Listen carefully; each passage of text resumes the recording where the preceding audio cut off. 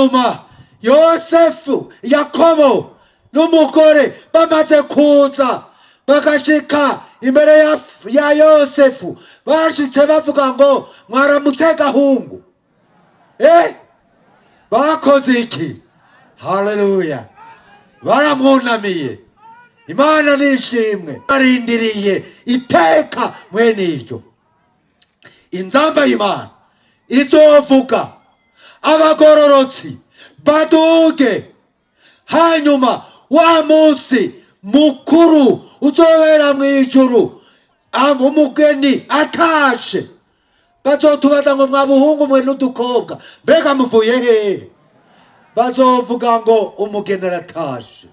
Haleluya! Bazoca batwunamira. Aha, bwa bwami na bwa buherezi ntiburakadushika koga yewe.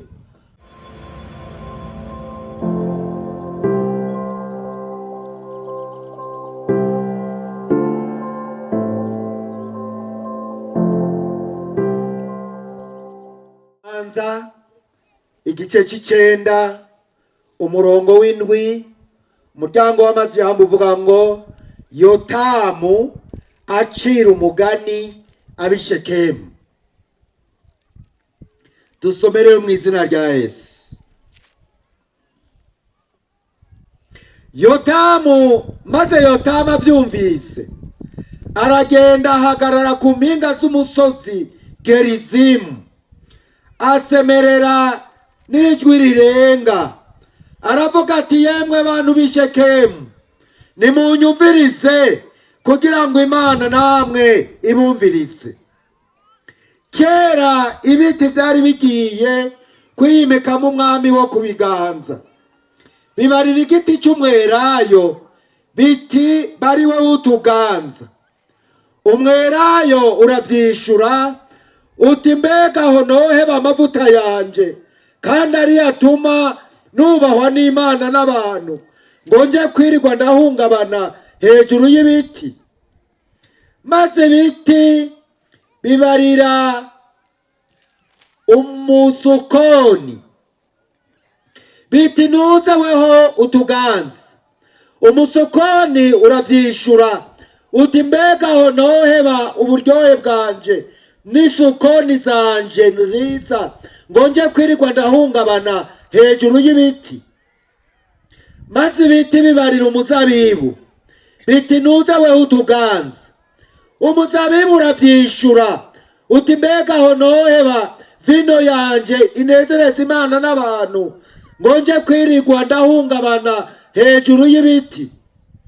Maze ibiti byose bibarira umubambangwe biti, nuze weho utuganza. Umubambangwe wishura ivyo biti utasangwa mugomba kunyimika vy'ukuri ngo mbe umwami wanyu. Nimwikinge mu gitutu canje, naho bitabaye ivy'ukuri umuriro uzokwaduka mu mubambangwe uyigize amasederi yose y'i Lebanoni. Yesu nadufashe, shengero ry'Imana. Imana ishimwe cyane. N'aya majambo Imana igomba kutwigisha ko ari muri uyu mugani Yotamu yaciriye ab'Ishekemu. Twasomye ngo maze Yotamu avyumvise aragenda ahagarara ku mpinga z'umusozi Gerizimu. Aho inkuru zari zihejeje kuhaca, zari inkuru zivuga kuri Gidiyoni, umwe yari umurongozi w'intambara y'Abisirayeli. Mu ntambara yarongowe na Gidiyoni, ingene iyo ntambara yatsinze murakuza, bagironse intsinzi murabazi, n'ingene vyagenze mwaravyigishijwe mw'ijambo ry'Imana. Hanyuma intambara imaze guhera, Gidiyoni atanye intsinzi, araheza Abisirayeli baca bamutora ngo ababere umwami, ariko Gidiyoni ntiyabibemereye. Hanyuma Gidiyoni yaravyaye abana, yararondotse cyane. Hanyuma n'Ishekemu naho nyene yari yahafise mw'incoreke, nayo nyene arayivyara k'umwana. Uwo mwana hava atorwa kuzaba umwami w'Abisirayeli, n'inkuru zindi zikurikiramwe n'izo. Ariko nagomba kuvuga cyane cyane kubw'uyu mugani. Mu migani Salomo yavuze ngo umugani ugana kariho. Murazi Salomo yabaye umuhinga mu majambo, yaciye imigani ishika 3,000, kandi iyo yose yavuyemwo amajambo y'ubugingo yo gufasha imitima yacu. Rero yaciye umugani ku biti vyagomba kwironderamwo umwami wo kubiganza. Ni muvyumve, ni umugani, si vyabaye. Naho nyene yavuze ko ari umugani, kuko nibaza ko ibiti ataho vyoba vyarigeze bivuga. Ariko Yotamu uwo mugani, ariko afise ico usigura. Yavuze ngo kera ibiti vyari bigiye kwimikamo umwami wo kubiganza, bibarira umwelayo biti bari wewe utuganza. Umwelayo uravyishura uti mbega aho noheba amavuta yanje, kandi ari atuma nubahwa n'Imana n'abantu, ngo nje kwirirwa ndahungabana hejuru y'ibiti. Murumva inyishu iki giti cy'umwelayo cyatanze. Ni igiti s'umuntu yiyumvira, s'umuntu avuga, s'umuntu afise ivyiyumviro n'imigambi, s'umuntu yiyumvira kuri kazoza kiwe canke ngo yiyumvire ku kahise kiwe. Ni igiti, ariko mwumvise ko hari umugani. Iki giti cy'umwelayo ibindi biti biragitora ngo kizobibere umwami wavyo, ariko kiriyumvira, kiraraba iteka gifise, kiraraba ico cagizwe, kiriyumvira igituma gikundwa n'abantu, igituma abantu bacubahiriza. Kuko igiti c'ingirakimazi aho incabiti yirirwa iraririka ibindi, ariko coco gifise iminsi myinshi yo kuramba. Kiyihabwa n'iki? Kiyihabwa n'ico kimazi, kiyihabwa n'igikundiro gifise. Twebwe aho duherereye hari amavoka menshi. Ivoka riterewe rimwe n'umukaritusi, igitangura gupfa niki? N'umukaritusi, kuko umukaritusi nturibwa, mugabo ubuho uraribwa, kuko harimo akanoti katubutse ubu. Ariko turavye mu biti bitonye, mu biti bikunzwe, mu biti bibungwabungwa, mu biti bicungerwa, mu biti bibungwabungwa cane, ivoka rirabungwabungwa. Ribungwabungwa kubera iki? Kubera bigateka Imana yagiteye ry'ugukundwa, kubera birya vyamwa bicamako. Kandi naryo nyene ubwaryo mwigasara ryaryo, naho ritagira ubwenge, ariko rirumva ko rifise umutekano ukwiye, kubera igikundiro rifise. Hanyuma rero iki giti cy'umwelayo cyavuze kiti, aho noheba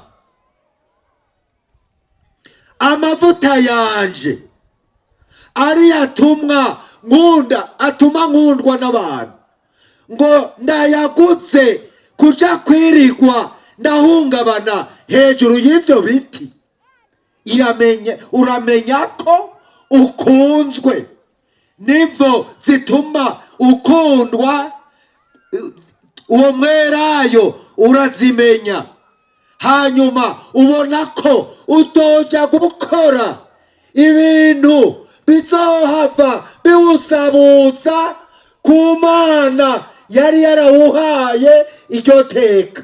Umvise igiti yemwe, ni igiti cyavuga uko. Igiti kiramenya iteka gifise, kandi kiramenya yuko ivyo kiriko kirararikirwa kuja gukora ko bizohava bigiteranya. Kuko abarundi hari umugani baciye ngo iyo uvumwa na benshi uratota. Iyo uvumwa na benshi uratota. Rero uyu mwerayo uramenya kwirigwa urahungabana hejuru y'ibiti, hamwe uhungurura amabuye, uhungurura amashurwe, ibiti bitawukunda vy'itodomba. Ukoroye utwamwa tugakorokera ku bindi biti, kuko urumva wateza kuja hejuru yavyo bikidodomba. Urabona ko wohava uzotakaza igikundiro cawo kubera iryo hungabana ry'ubutware waronse. Ucuvuga ati ivyo mfise, iteka mfise rirakwiye, rirampagije, ivyo ntavyo njamo. Hanyuma rero rasubira kandi bibarira igiti c'umuzabibu.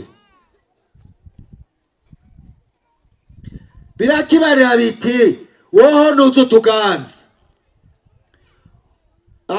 Vyari umusukoni biti woho nuzu tuganza. Nawe uravuga uti mbega ho nohe mu buryohe bwanje n'isukoni zanje ngo nje kwirigwa ndahungabana hejuru y'ibiti. Murumva ko nawo nyene wishyuye nka cya giti cya mbere. Wavuze ngo aho noheba uburyohe buri mu sukoni zanje, ari nabwo butuma ngeze n'iki gihe ibiti twavukiye rimwe, twarukiye rimwe, twaterewe rimwe, baravyiciye, barabicanye, ariko joho kubera uburyohe buri mu vyamwa nama nibwo butumye ndamvye kugera iki gihe. None nokwirirwa ndaja kwirirwa ndahangayika nkorera ubusa, hanyuma bikazohava binteranya n'ababanyi ari byo biti nagiye kuganza. Nawo nyene uranka. Hanyuma wongera bya biti vyongera guhamagara umuzabibu ati weho nuzu tuganze. N'umuzabibu nawo nyene wishyuye uko nyene atahanoheba vino iva muri jewe ituma nkundwa n'Imana n'abantu, ngo nze kwirirwa ndahungabana munsi y'ivyo biti, hejuru y'ivyo biti. Nawo nyene uranga. Hanyuma rero vya biti bibonye bihebuye, kuko haryaye abantu ikintu bakunze guherukirako, ikintu baherukirako si ukuvuga ko kiba gikunzwe. Ikintu baherukirako mu kirundi cisa bacita uruvuvudikiro. N'ibi biti navyo vyandurutse bivuvudikira igiti vyari vyirengagije. Kuko umubambangwe sindawuzi neza, ariko ndibaza ko ari igiti cibe gifise amahwa. N'uruzira, uruzira ndaruzi, sinzi ko ari umubambangwe. N'uruzira ni igiti c'amahwa. Igiti c'amahwa kitagendegwa, ntabagikunda, ntabakirima. Uwo kirimye nawe abafise intumbero yo kwikurako abama bamwononera. Mani dufashe. Urumva ni igiti atari igiti kije gukora iciza, ariko igiti kije konona, igiti kitagira igikundiro. Hanyuma rero birakibarira biti woho nuzu tuganza. Hari amajambo anyegeye, ariko ari uwo mubambangwe kumbe woba wariyumviriye ati mwabanje mwaranyirengagije, mubanza kuja kwibaririra abandi mubonye rero babankiye, none rero muraje kumvuravurako. Itegeko rero ko muje kumvuravurako, mwemere mwese mucunye, muje munsi y'amashami yanje. Ivyo nzobagira vyose muze mwemere. Hanyuma uzoramuka, simwe mwizanye ugira nje nabamagaye, uzoramuka angararije, umuriro waduka uva muri jewe, uzoca uyegiza ibiti vyose vy'i Lebanoni. Ziboneka ko n'ibi biti vyari vy'i Lebanoni nyene. Nuko rero Imana idufashe, shengero ry'Imana. Uyu twumvise ko ari umugani, mugabo n'umugani ufise icyo usigura.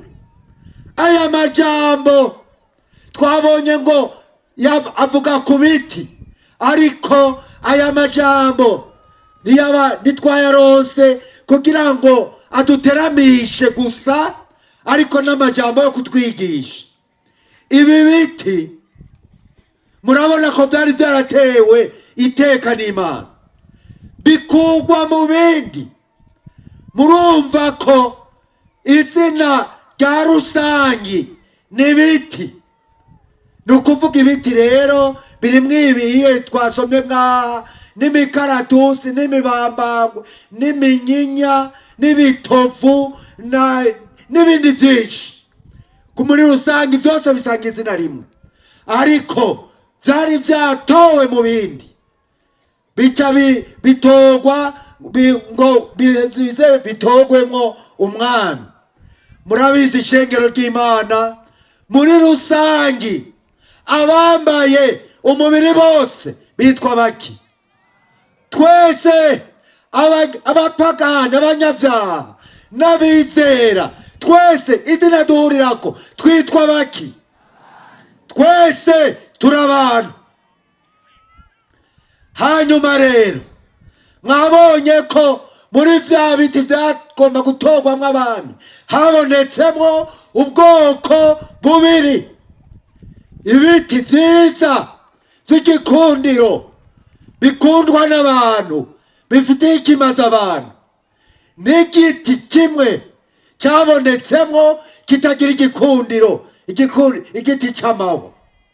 Hanyuma rero ibi biti bitatu, umuzabibu, umusukoni n'umwelayo, ibi biti biramenya igituma bikunzwe, biramenya igikundiro bifise, byubahiriza iteka vyatewe n'Imana, byubahiriza ingabire vyahawe n'Imana, vyanka kuja kwiyandagaza, vyanka kuja gukora izohava bizobiteranya n'Imana yabigize uko biri.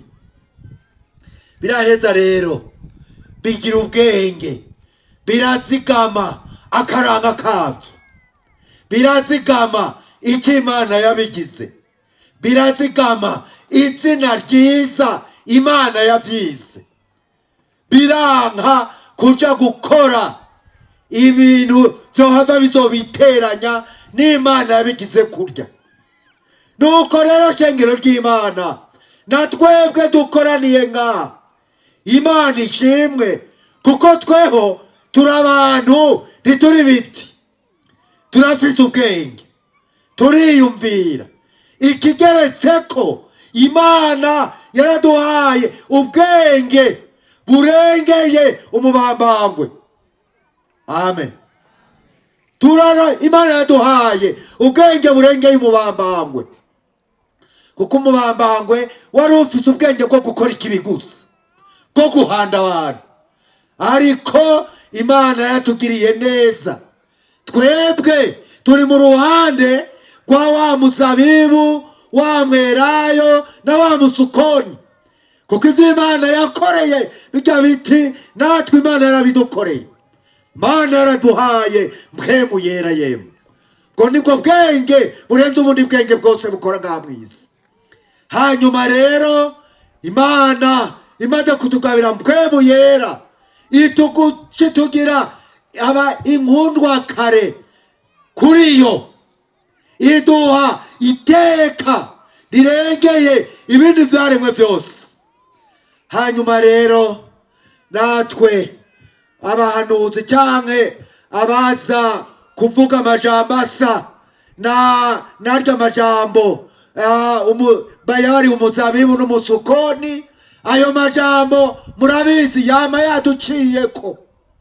Turafise ubuhanuzi buza ku ruhande, atari ubuhanuzi buva mw'ijuru umugabo, buza bukakwereka yuko icuri ko kidahagije, uko Imana yakugize kumengo ntigukwiye ntiguhagije.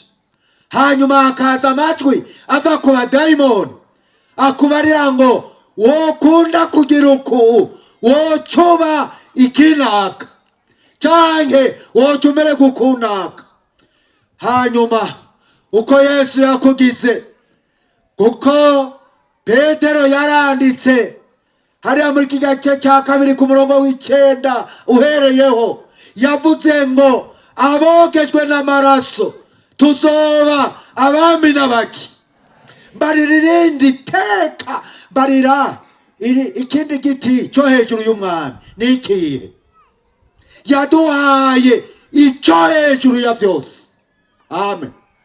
Yaduhaye igiti cyo hejuru ya byose, ariko haraza abajenama babi bakakwereka ko wogira uku, akakwereka ko ivyo Imana yaguhaye ko bidashobora kugukwira n'umuryango, akakwereka ko wokwiba cyangwa reka mvuge mu jambo rimwe kwifuza ivy'abandi, hamwe wokora uko ko wocuba rurangiranwa abantu bakakubaha kukubera ko ufise itunganizo n'umiti ry'abandi, ariko akakwibagiza ko Yesu yavuze ko uzoba umwami n'umuherezi mu vy'ijuru.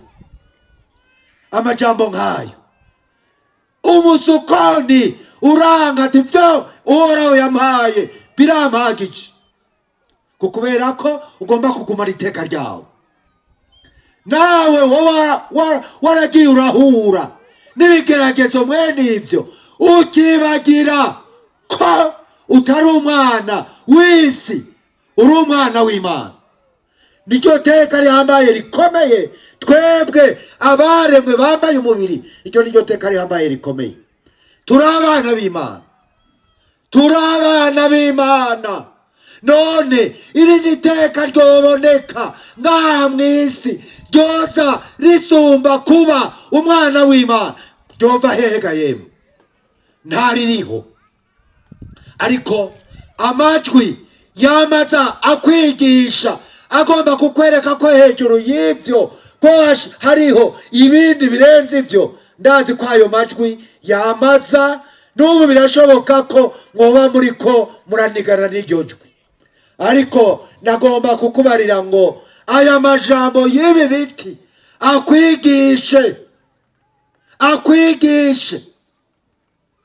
Turabona cyane cyane iyo turaze mu rwaruka, urugwaruka rw'imisore n'urugwaruka rw'inkumi, abaye iyo Satani yabagerereyemo iteka abubakanye biciye mu mategeko bafise, Satani araza akabahuma akabereka ngo mubinyarukije, kuko kujya gusaba no gukwa no gusesagura barya igituma bafise ubuzima bubayabaye bayamariye muri ivyo. Ariko twebwe tugize ubwo ku mugoroba ayo mahera azoca duha kubarengera, tuce tuja hejuru yabo, tuce twitwa abanyakubaho kubera ko dutunze, bagaca bibagira icyo Imana yari yarabahaye iteka. Umukobwa ntanezerererwe uko yagizwe, umuhungu ntanezerererwe uko yagizwe.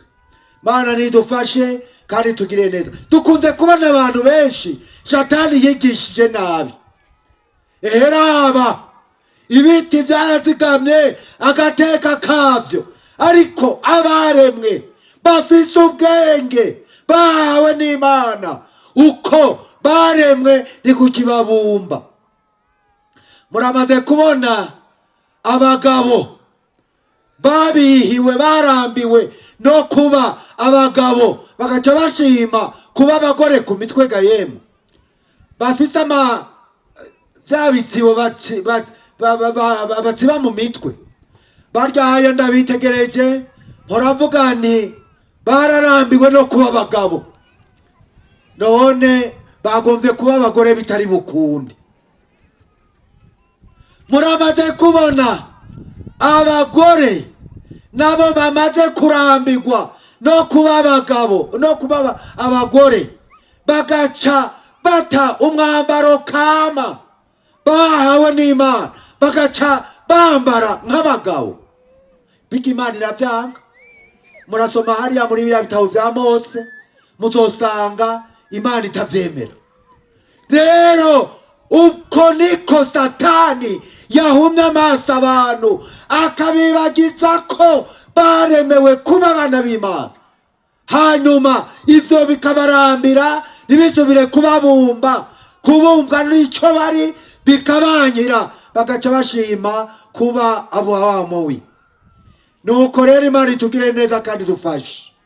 Reka ndabereke burya kutamenya ico wagerewe nico wateguriwe, ico uri nico kizogushikanako, nico gituma abantu benshi batakaranga bara abana b'Imana bagaca baza bahinduka ababamugwanizi. Reka ndabereka ahaye uyu musore Yosefu. Ngomba kubaha akarorero ku musore Yosefu, ariko nagomba mbanze nsubire ndabereke umuntu atari giti yumiye ku kabanga kari muri we kubera ko yari afite amasezerano yo mu muryango, yumirako kuco yahawe kandi ivyo yararikiwe wamengo bizomuha kumenyekana no guca akundana n'abakuru, ariko mugabo yumira kukiri muri we kuko yumiye kwibanga riri muri we. Igitabo c'Abami ca mbere, igitabo c'Abami ca mbere igice ca 21, igice ca 21 umurongo wa mbere. Igitabo c'Abami ca mbere igice ca 21 umurongo wa mbere. Naboti w'Iyezereli yari afise uruzabibu aho nyene Yezereli rubangikanye n'urugo rwa Ahabu umwami w'i Samariya. Bukeye Ahabu abarira Naboti ati mpa urwo ruzabibu rwawe kugira ngo ndahagire umurima w'imboga kuko ruri hafi y'urugo rwanje, nanje ndaguha urundi rurutugo mu gishingo carwo, canke niwagomba ndaguha amahera ruciye. Naboti yishura Ahabu ati nuhoraho ntakavyumve ko noguha ishambu yabasogokuruza. Nuko Ahabu arataha ashavuye yijiriwe kubw'iryo jambo Naboti w'Iyezereli yamubariye, kuko yamubariye ati sinoguha ishambu yabasogokuruza. Reka tugeza uyu ni Naboti. Naboti yaratuye hamwe n'umwami Ahabu. Ahabu murazi ko utuntu tw'abantu bahezagiwe n'Imana uko tubaye tungana kose mu maso y'abadafise uwo mugisha, yemwe turagwira kandi tukakayangana. Urabona ko babita abantu b'abahirwe, ariko wagira ngo urabiraba uvyirabiye wenyene ugasanga ntavyo ubona. Agatongo ka Naboti kari agatongo gato katangana n'amatongo y'umwami. Hanyuma umwami Ahabu abarira Naboti ate Naboti, mpaho aho hantu hawe ndaharima imboga, hanyuma ndakuguriza ndaguha irindi tongo canke ndaguha amahera ariciye. Naboti kubera ko mu muryango wiwe ho hari itegeko rivuga ko kisira kugurisha itongo ry'umuryango canke kurigaba, iryo jambo aryomako avuga ati kabe gato kabe gwanje kaba ku muryango. Araheza aramuhakanira aramubarira ati nuhoraho, iyo ni ndahiro ye, nuhoraho ntakavyumve ko notanga agatongo kabasogokurutsa, kuko Naboti yarabona ati aka gatongo nak'umuryango, aka gatongo karimwo mu mugisha, aka gatongo abavyeyi kabaragahezagiye kandi nakabayemwo atari akagungano, n'Imana yaragahezagiye, sinorota ndakaguza rya ntakebwa. Hanyuma rero araheza aramuhakanira. Ivyakurikiye murazi ko Naboti yapfuye arizize, ariko ndashima Naboti, ndakunze Naboti kukubera ko yubahirije itegeko ry'umuryango kandi akazigama agaciro k'icyo yahawe n'umuryango. Imana idufashe, turafise ingabire twahawe n'Imana yewe, turafise ivy'Imana yashize muri twebwe kandi bifitiye ikimazi Imana, bikakigirira n'ishengero ry'Imana n'abantu muri rusange. Ariko hari igihe haza inyosha mbi, umuntu akarengera za ngabire ziri muri we zikorera Imana zigakorera n'ishengero, hanyuma akabiguza ibitagira ikimazi.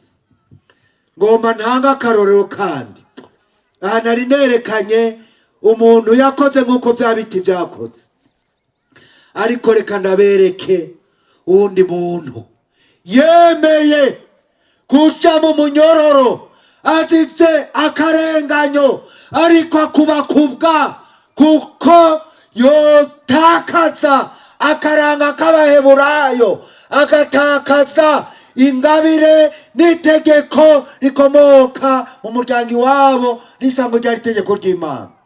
Reka ndabereke, kandi yaremeye arabizira. Ariko wewe akamanyu k'umutima, akantu gato karagutesheje ibanga, uribagira ko uri umukristo, uribagira ko uri umukozi w'Imana, uribagira ingabire ziri muri wowe Imana yashize muri wowe kugira ngo ziyikorere, uribagira ko uri umwana w'ubwami, uribagira ko amasezerano ufise ko Yesu yavuze ngo ahabaye niho uzoba. Ivyo uravyibagira utuza kuri gato buri gatwa ngo ngaha mw'isi. Amen. Reka rero turabe, reka ndababarire uyu muntu tumubona muri Yesaya 39.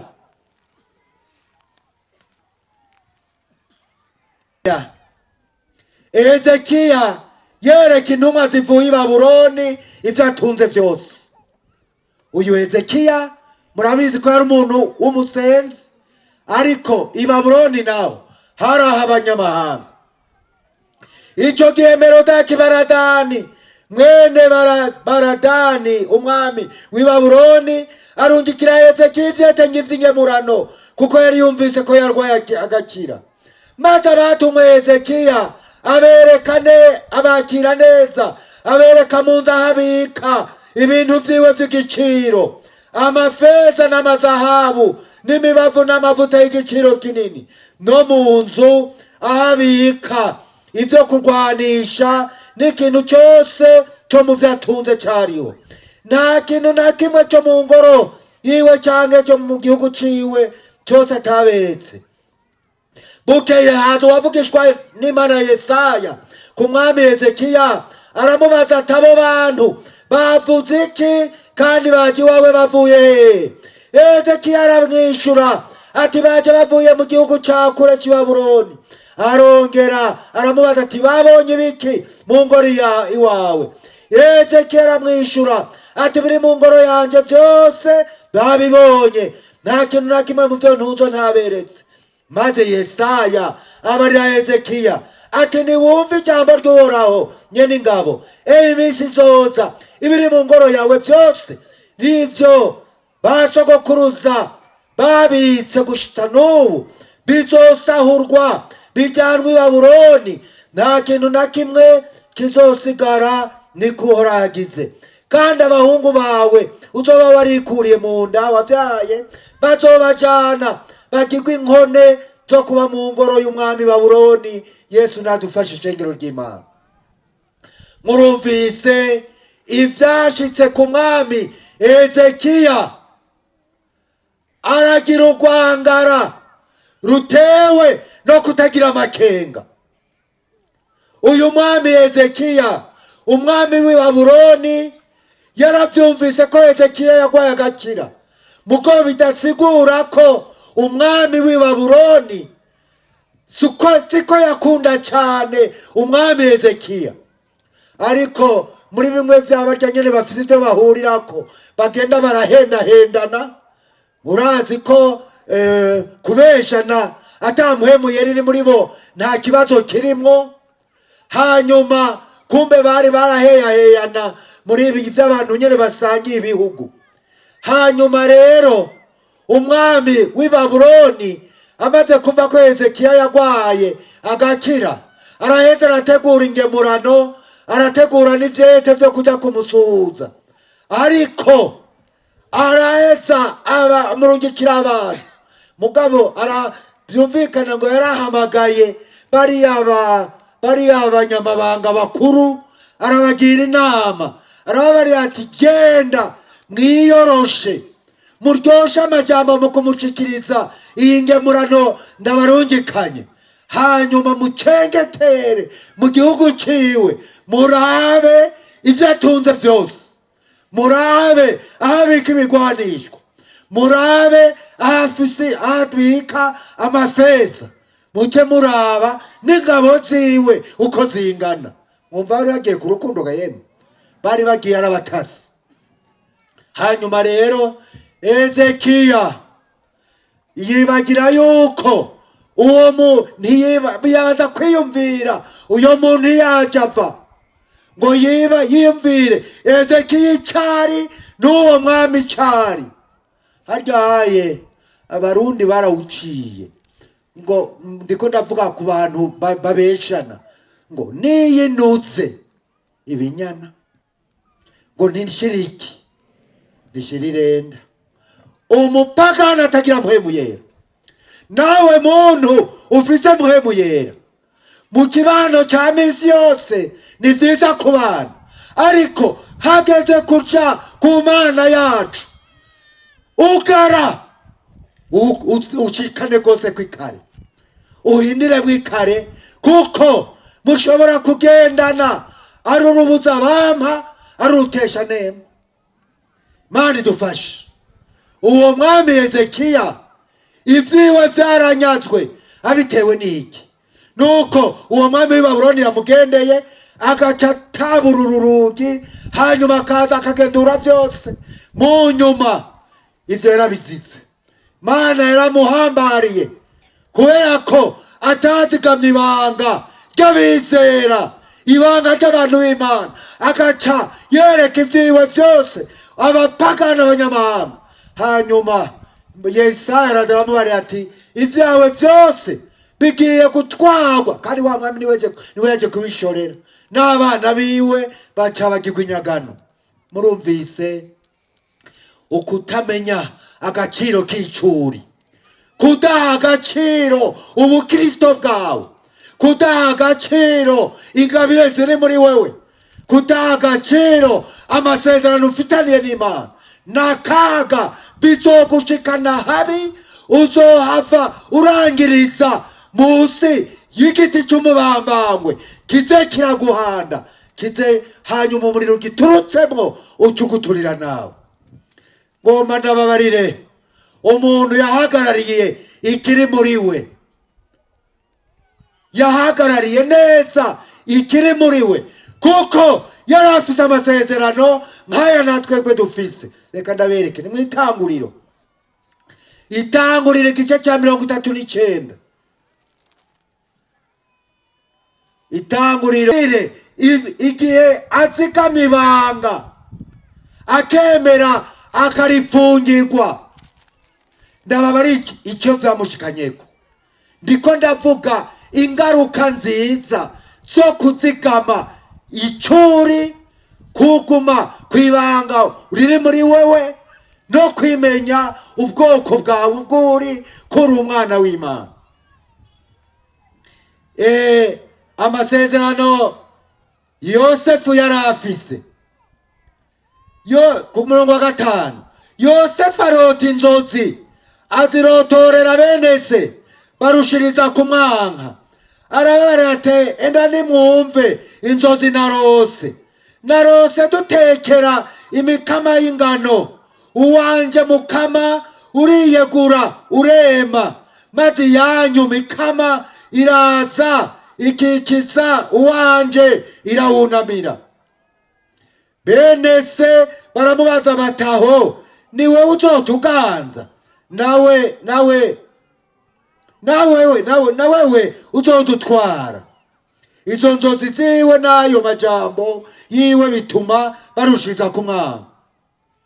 Yongera kurota izindi nzozi, azirotorera bene se, ati nongeye kurota izindi nzozi, narose izuba n'ukwezi n'inyenyeri 11 binyunamira. Azirotorera bene se aramukankamira, ati izo nzozi ni inzozi iki? Aho jewe na nyoko n'abakuru bawe tuzoza tukubita inkorero hasi imbere yawe. Bene se bamugirira ishari, ariko se azigama ayo majambo mu mutima wiwe. Yesu nashimwe. Aha niho Yosefu yararose, mugabo turavye ivyakurikiye ntizabaye indoto, vyabaye iyerekwa. Kuko Yosefu yararose abona ngo umukama w'ingano wiwe uhaguruka mu yindi urema, hanyuma yindi mikama yindi ngwica yikubita hasi yunamira wa Yosefu. Warasubira ararota, kandi arota abona izuba n'ukwezi bimunamira. Hanyuma aho yazirotoreye ingene bazirotoye mwakumvise. Hanyuma ivyo Yosefu ntiyarazi kiri muri ivyo, ariko kukubera ko yari umuheburayo yubaha Imana, abibika mu mutima. Na se wiwe Yakobo abibika mu mutima. Igihe cyarashitse, Yosefu arageragerezwa muri ayo masezerano Imana yamusezeraniye. Aha twebwe bifa kutugora, amasezerano nicyo yafise gahemu. Twebwe turabasamura rw'abijuru. Imana yararitwemereye kabisa.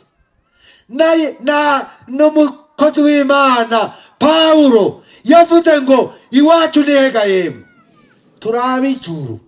Aha nimubone turi ngaha twatse indaro muko turabajajuru twebwe.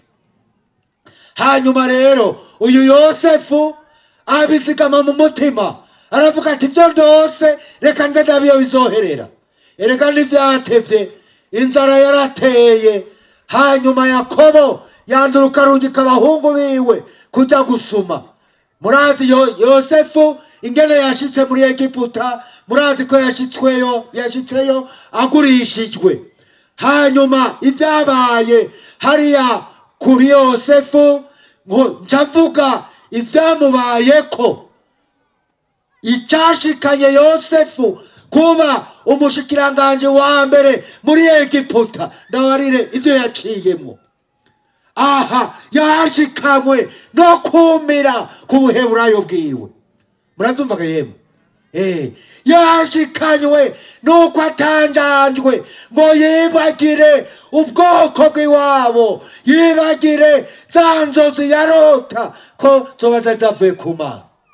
Murabona ashitse mu rugo kwa Potifari, ba bantu baje bamuzanye baciye kumugabisha, aho nasomye nabonye ngo urya mugabo Potifari yari shefu wa protokole yantuze ya Farao umwami wa Egiputa. Hanyuma rero araheza bamushikanye kuko bateza kubanza guca kwa Farao gutanga bateza kubanza guca kwa Potifari gutanga raporo y'urugendo bavuyemwo. Hanyuma rero bahashitse bariko barerekana n'abantu bazanye kwinyagano abo bahise bagura mu nzira. Muka Potifari aca abona uwo muhungu Yosefu, aca barira umugabo ati kajya gahungu, kuko Yosefu ngo yari umuhungu mwiza w'umunyakaranga. Aramubona aca aravuga ngo ako gahungu naho kakiri gato kazane, kuko ndakaravye ndakabonamo ubwenge, ndakabonamo no kubanguka kandi no kubaha ko bakuba kampe kaje gukora ibikorwa byo muhira. Mugabo ntawe ubizi ko byari ibyo. Turavye byaduka mu nyuma, igishitani cyamaze kumwinjira. Hanyuma rero amushikanye muhira, Yosefu ngo acagira ikiganza ciza ku kintu cyose akoze. Arateba Potifari aramugira n'umugendanyi wiwe. Ikindi gihe rero muka Potifari mwarumvise ko yahavuye akabarira Yosefu ngo aze amubere umugabo. Hanyuma Yosefu aravuga ati mu bwoko bw'iwacu n'ivyagezwe dufise sinorota nkora icaha kingana gityo. Muri uru rugo atari wewe gusa databuja atampaye kubera kuri umugore wiwe, ariko ibindi byose yarabimpaye. Ntacyo tuma rero nkora icyaha cy'umugesera gisa gityo. Murazi ko muka Potifari yahavuye abwira abantu ngo akabaruka mu bikorwa bitandukanye, agaca asigara na Yosefu, hanyuma agaca amufata, hanyuma Yosefu akamutana impuzu. Hanyuma murazi ko mu nyuma yaciye amutangira iraporo, hanyuma kandi ukajanwa mu gasho. Icyakuye Yosefu mu gasho yari yamana yiwe nyene, yayindi yazigamira akabanga, yayindi yemanga. Murazi ko yakuweyo no kurotora inzozi. Uyu Yosefu amaze kuva mu munyororo, murazi ko yahavuye agira ikiganza ciza kwa Farao kubera bwa bwenge na ryateka Imana yamutera. Hanyuma arahava atorerwa kuba wo kubungabunga ivy'ubutunzi bwose bwo mu gihugu ca Egiputa. Babandi bene se, reka rero ndababarire yemwe, icyo kuzigama ibanga, icyo kuzigama agakiza, icyo kutanjanjwa ku ngabire mwahawe, icyo kutanjanjwa kuri bwa Bukristo bwabonetse bigoranye, harinze kuva amaraso mu rubavu rw'umwami wacu Yesu Kristo. Eheraba Yosefu ageze kwa Farao, bene se baraje kuhasuma. Hanyuma bamaze gushika baje gusuma. Nagomba nababaze ishengero ry'Imana mwasomye Bibiliya. Bashitse bahagarara imbere yiwe bavuga ngo bwakega mushingana. Bakoze iki? Barunamye, iryavuzwe rica rirataha. Haleluya, Mana nishimwe. Iryavuzwe rica rirataha kubera ko atamenye ibanga. Imana nayo iramuzigama, iramushikana kuri za nzozi. Bene se baramunamira, ya miganda ya mikama 11 irikubita hasi.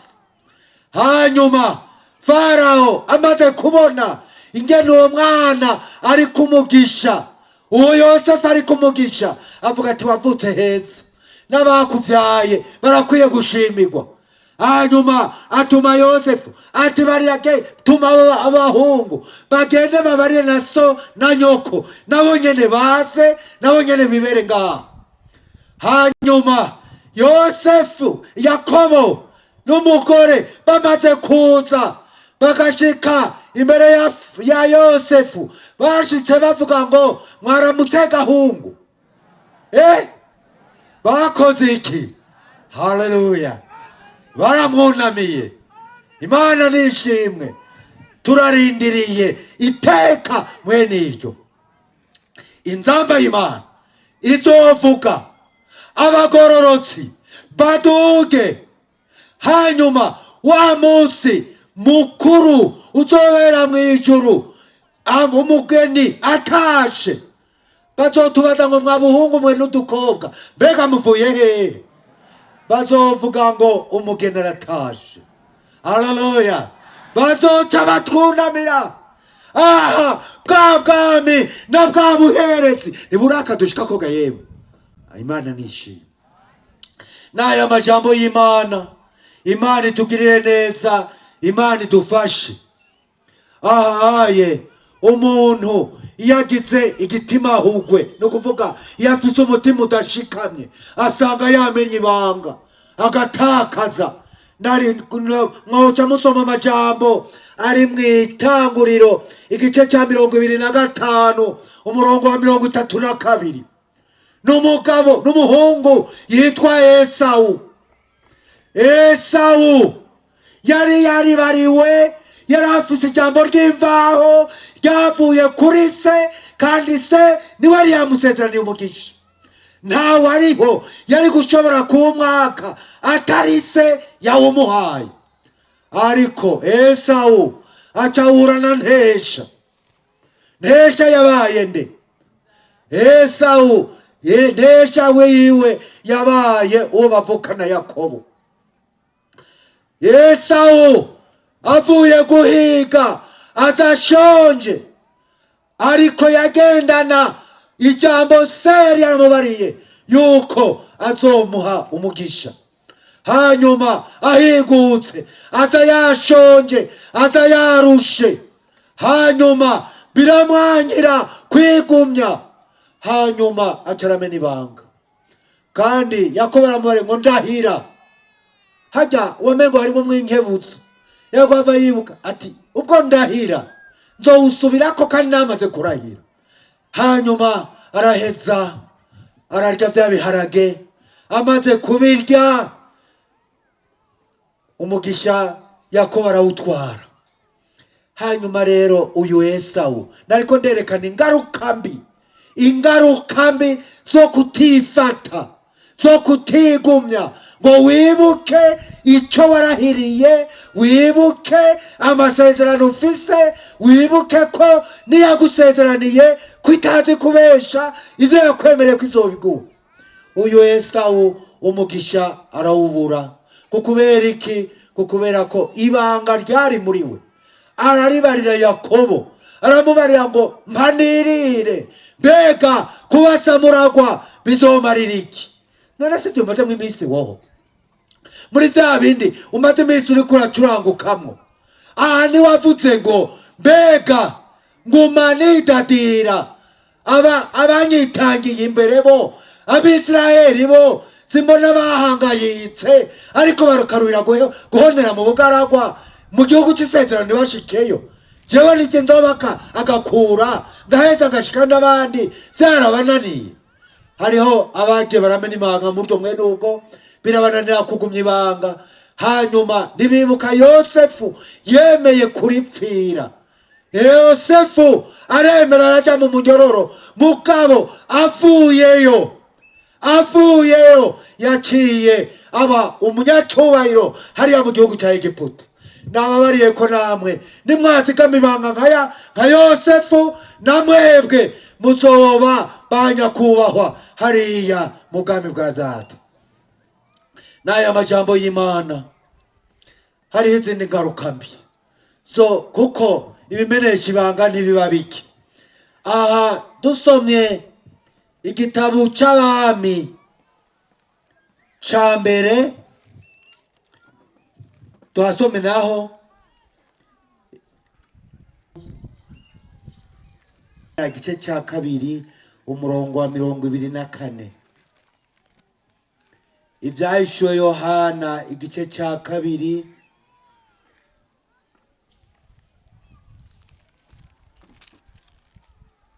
umurongo wa 24.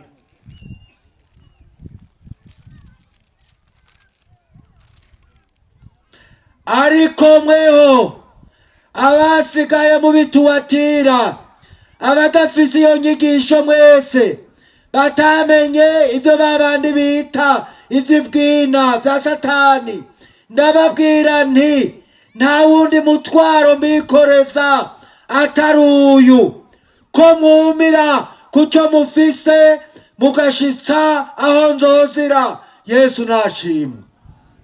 N'aya majambo y'Imana, aya majambo yavuzwe kuri iri shengero ry'ituwatira, ryarashimiye ibikorwa, hanyuma rigira ko rirahanurwa. Rirahanurwa ko atawundi mutwaro gikorejwe atari uko ryumira kuco rifise. Biriya biti nababariye bwa mbere vyarumiye kuco bifise. Naboti yumira ku gatongo ka sekuruza. Yosefu yumira ku buheburayo bw'iwabo. Ariko nagomba nkubaze nawe, nawe urafise ico Imana yakugize kuva uvuye muri rya zina rusange rimwe ryo kwitwa abantu gusa, kuko kare utarakizwa witwa umuntu mu bandi, ariko ubu haragiye kwa kandi irindi rivuga ngo umuntu w'Imana. Urumva ko haramaze kubaho itandukaniro. Ariko ubuzima warubayemo cyagiye witwa umuntu gusa urabuzi, hanyuma waratewe iteka, ijuru ryaguharurako, vy'Imana yaguharurako vyotumye ijuru rikuzinukwa ntirikwakire, warabivuyemwo. Ariko warahuye n'izindi nyoshami, none ubu warasubiye kuba wa wundi nyene. Nagomba kukugira inama, wibuke amasezerano Imana yagusezeraniye, urabe ko ari vyo vyaragusutse, ko nawe woba warahuye n'inyoshami nka zimwe zosha vya biti, hanyuma ugahava ukorokera muri ivyo. Reka ndababariye Samusoni yemwe. Samusoni murabizi ko yari umunaziri, yari umuntu w'Imana, yari uwakebwe, ariko ahuye na Delila. Murazi ayo Delila yamukoreye. Samusoni aribagira ko ari uwo mu bwoko bw'Abaheburayo, aribagira amasezerano yakomoka mu muryango kwa se na nyina. Hanyuma ahura na Delila amugira inama mbi, aca amubwa bya bisibondwi. Hanyuma Samusoni azira kukumena ibanga, kuko amaze kumenera impuri Delila yaciye ahamagara b'Abafilisitiya ngo nimuze iri rimwe ngo aragiye kumenera impuri. Birashoboka ko nawe wowe warameneye impuri Shatani, hanyuma ukamenera impuri, ukamena ibanga ry'Imana. Ubu rero urahava uba nka Samusoni yaciye aja mu nzu y'Abafilisitiya kuja kuba umuzi. Ariko ibihe vyiza vyo guhembuka biracariho.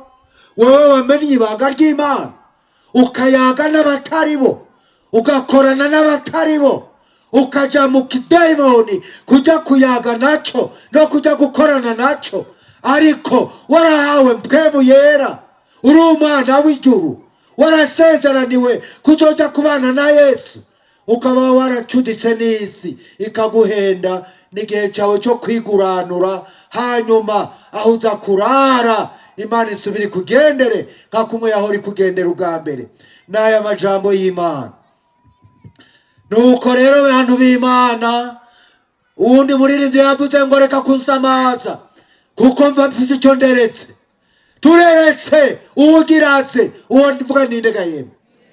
Tureretse uwugiraze, ivyo biriko birabasamaza bitera ibitugu, kuko igihe cyo gusamara ni gigufi, ariko Umwami Yesu agiraze kure kutujana. Mureke ibikundwa n'ab'iyi si, muruze turabe Yesu aje kutujana. Tugomba rero gusenga Imana, tugomba gusenga Imana. Ariko mwibuke ya ndirimbo ya 80 yaririmbwa ivuga ngo yemwe mwebwe abitanga umufuti mugahusha umusaraba turababarira kurira ko mubabazane. Yemwe abaretse igihugu, yemwe abaretse ubugingo mukabugurana inyama aho igiye kuborera muzoca mubabane. Ndahaye kaze uwo wese avuga ati nanje nahuye n'ibingira inama, hanyuma naba nibaza ngo ni mu bukiriro, none kuko ijambo ry'Imana sanzwe nahamagariwe imahonero. Nuko rero igihe cyo kwiguranura ni ikinyene. Ndabifurije umugoroba mwiza, ndabifurije umugoroba wo guhura na Yesu. Uragomba guhura na Yesu. Nguyo raba mu byo bw'impwemu atetse amaboko agomba kugusanganira. Wewe umaze iminsi mu nama zitarizo, wewe wemeye ibitari byo, wewe wagiriwe inama hanyuma ntusenge Imana ngo usiguze mpwemu yera akwereke ivy'ukuri ivyo ari byo. Tugomba dusenga Imana, tugomba dusenga Imana. Ariko turahaye kaze umuntu wese mpwemu yera yagendeye akamugira inama. Iyo nama ntakipfana naya bya biti byagomba guhuvya bigenzi byavyo. Oya, ni inama nziza, inama ikiza, inama irokora, inama yo kugushira ahantu h'ivyizigiro, aho uzokwama minsi yose uyaga n'ijuru, uyaga na Yesu, uyaga n'Imana. Mpwemu yera akubera umuhuza wo kuguhishurira iri banga abisi batazi, abisi batigeze bamenya. Tugomba rero dusenga Imana mu izina rya Yesu. Nababariye mwiteguriye guhura na Yesu nk'uko Nikodemo yaje kwiga mu masaha nk'aya agaca atahuye ibanga ry'ijuru. Uze nk'uko wa muntu wo kw'irembo ry'ibyiza hari mu masaha akuze ngira ngo yasa n'uriko arihebura, hanyuma Imana iramugendera imugirira neza, aronka abakozi b'Imana. Nawe Yesu yakugiriye neza, uronse ubuhanuzi buvuye ku Mana, uronse ubuhanuzi buvuye kuri Yesu buguhamagara ngo uze wiguranure, uve muri iryo guraniro washizwemo n'umwansi Satani. Yakugiriye inama itariyo, yakugiriye inama atayizogushikana. Iguranure nk'uko Yosefu yazigamye ibanga ry'ubwoko bw'Abaheburayo, abantu bativanga n'abanyamahanga. Imana idufashe, Imana itugirire neza. Tugomba dusenga Imana, tugomba dusenga Imana.